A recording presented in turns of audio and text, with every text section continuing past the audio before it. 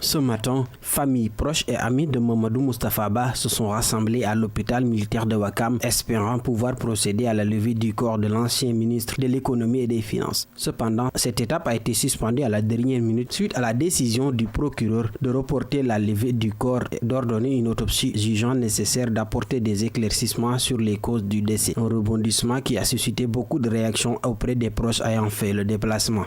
On est venu parce qu'on n'avait pas l'information. C'est ici qu'on a appris que c'est reporté.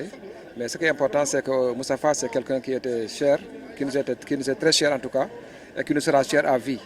Donc c'est l'occasion pour nous de présenter les condoléances à la famille, à l'État du Sénégal, aux anciens enfants de troupes, à toute l'administration sénégalaise et toutes les institutions.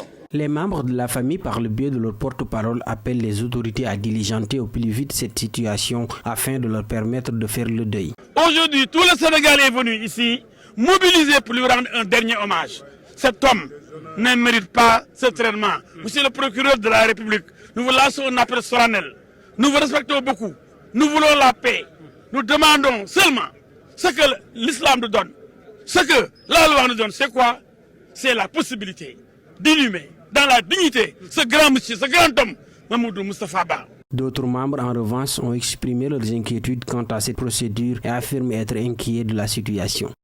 Mamadou Moustapha Ba mérite Ouli.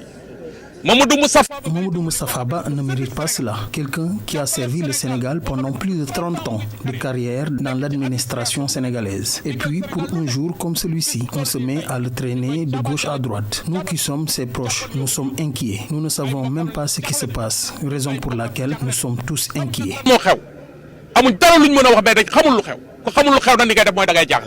Le procureur de la République, après avoir ordonné une autopsie, a fait savoir à travers un communiqué que les éléments obtenus après cette procédure attestent que la mort de Mamadou Moustapha Ba n'est pas naturelle.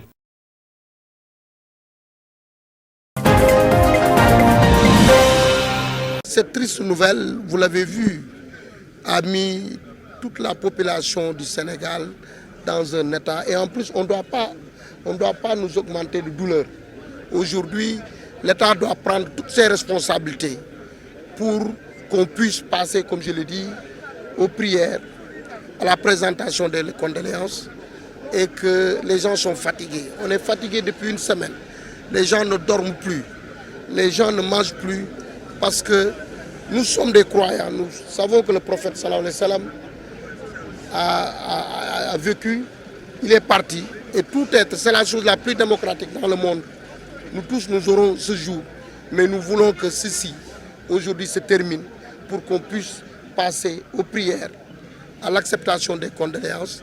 Nous tous, on est peinés et nous demandons, je ne sais pas, on ne peut pas situer les responsabilités, on ne sait pas ce qui se passe, mais nous voulons que aujourd'hui Moustapha ait ce qu'il a, ce qu'il devait avoir comme un digne fils du Sénégal, comme un grand homme, un grand commis de l'État.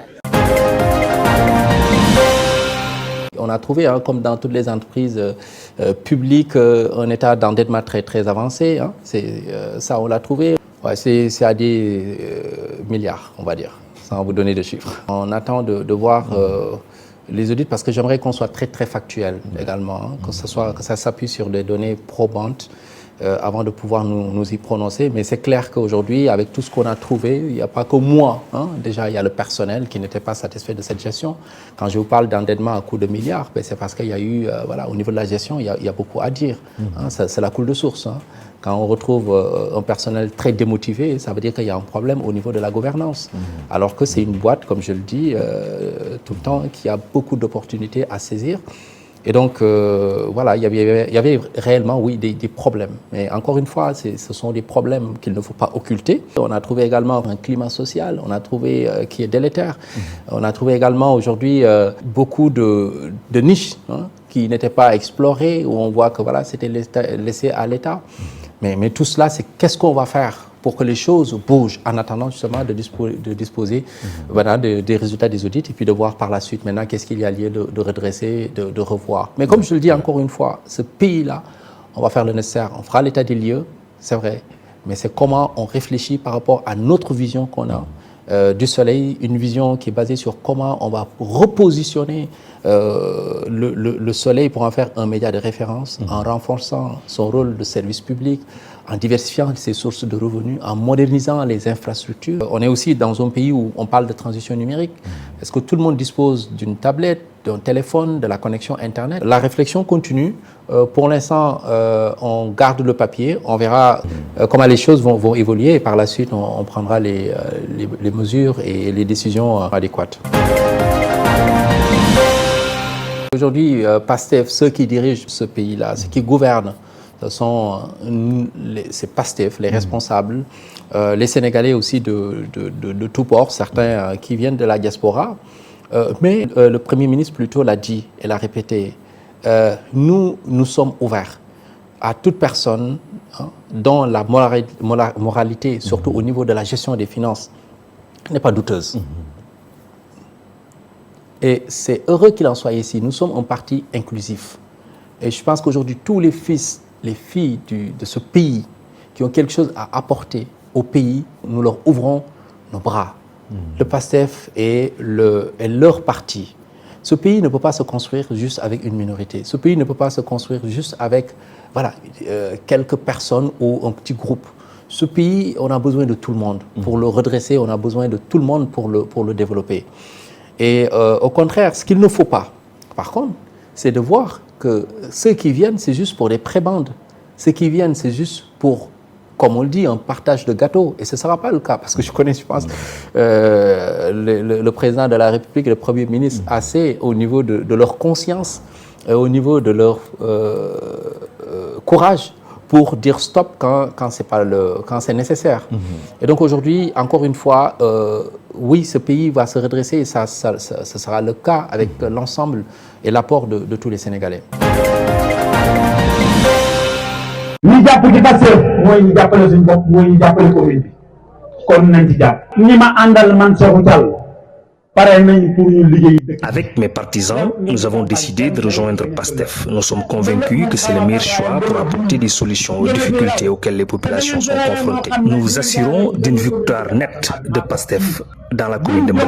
Si Samba Dang, un jeune très engagé, est élu dans le département de Birkila et que le Premier ministre Ousmane Sonko et le président de la République ont la majorité à l'Assemblée nationale, nous sommes convaincus que les difficultés de la localité seront derrière nous. Des villages comme Médina Kourndong n'ont accès ni à l'eau ni à l'électricité.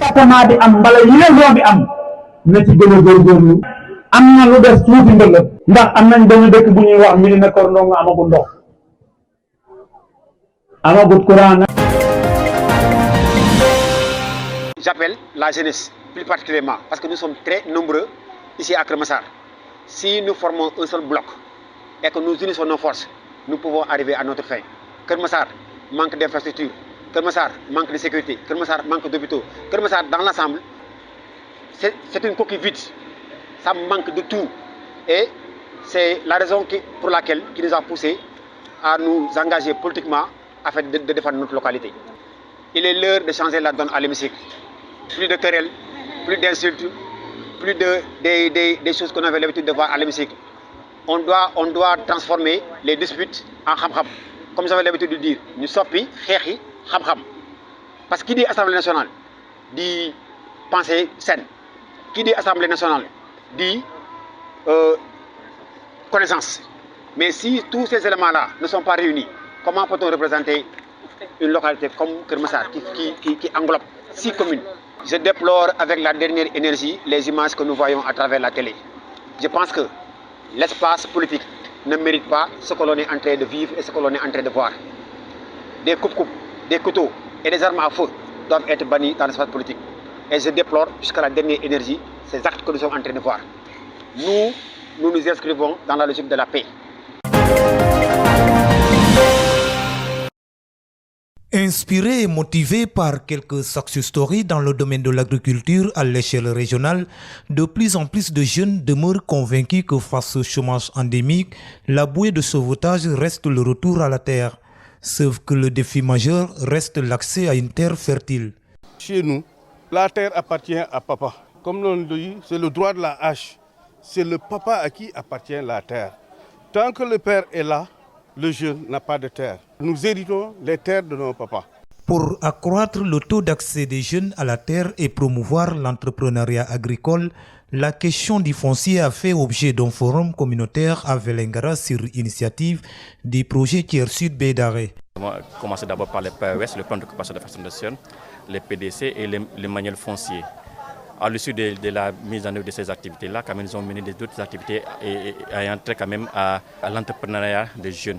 Et l'une des problématiques qui a été identifiée, c'était quand même qu'ils avaient quand même un faible taux d'accès à la terre. Je pense qu'une prochaine conférence va être développée d'ici la fin d'année sur l'accès au financement des jeunes et des femmes pour l'agriculture ici dans le département de Vélingara et dans le département de Tambacounda. Une seconde phase du projet Tiers Sud est en phase d'instruction entre le ministère de l'Agriculture et l'Agence française de développement ainsi que notre partenaire, l'Union européenne, pour donc développer le projet Tiers Sud sur une deuxième phase qui irait jusqu'en 2030. Donc estimé à environ 50 millions d'euros. Faciliter l'accès des jeunes à la terre productive, c'est bien, mais disposer de moyens pour l'exploiter est encore meilleur. Pour qu'un jeune puisse exploiter, il faut énormément de moyens. Et souvent, les jeunes n'ont pas ces moyens. S'ils sont encadrés, soutenus, je crois qu'on ne connaîtra plus ces morts sur les routes du désert ou bien dans ces pirogues de fortune. Parce que l'opportunité est là. Le bassin de l'Anambé est désormais le réceptacle des jeunes désirant s'offrir une chance dans le domaine de l'agriculture. Mais les moyens font toujours défaut, d'où l'appel au gouvernement de redoubler d'efforts dans la mécanisation du secteur. On constate que oui, les femmes sont les gardiennes des ressources naturelles, que les femmes exploitent l'eau, que les femmes sont les principales gardiennes de la terre, que les femmes travaillent la terre, mais qu'au moment de prendre des décisions sur la gouvernance et le contrôle de ces mêmes ressources-là, qui prennent leur vie, qui prennent leurs conditions de vie, c'est que les femmes leur voix particulièrement, sont sous-représentées dans ces instances de prise de décision sur les ressources naturelles. C'est pourquoi, à cette occasion-là de la Journée internationale des femmes rurales, nous lançons ce programme de leadership environnemental féminin pour les femmes qui, au-delà de les outiller en termes de compétences surtout, mais aussi de méthodes pratiques, de renforcer leur position de leadership au niveau des instances de décision, mais aussi au niveau communautaire. Donc c'est un programme de renforcement qui vise surtout d'abord à renforcer, à identifier les femmes leaders qui sont au niveau des GIE,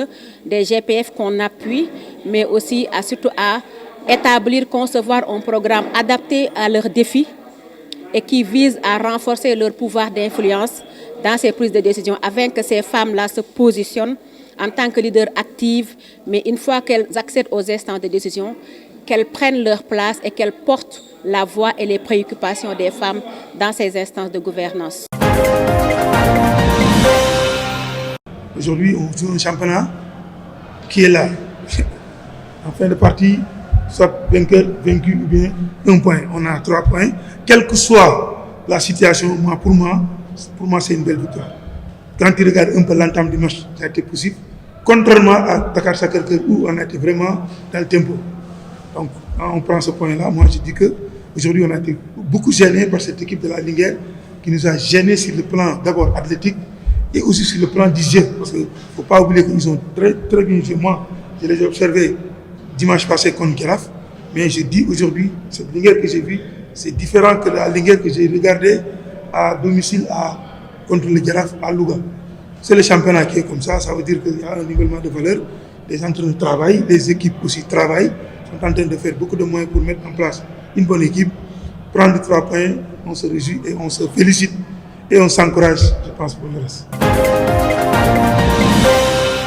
Je félicite TEC. Donc je pense qu'ils ont mérité leur victoire. Mais nous, on aura des regrets tout le temps parce que aujourd'hui, on a fait un bon match dans l'ensemble. Moi, ce que j'ai ressenti une équipe capable de jouer, capable de rivaliser avec les équipes du second rang. Donc je pense dans la continuité, ils vont revenir, Inch'Allah. Mais aujourd'hui, on va regretter d'avoir pris ces façons de but là.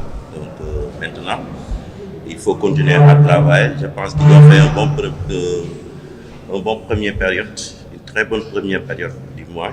Mais bon, en seconde période, ils ont un peu cafouillé, ils ont pris un but contre le cours du jeu. Et c'est normal. Donc quand tu prends ces buts-là, tu le payes cash. Mais bon, on va continuer à travailler.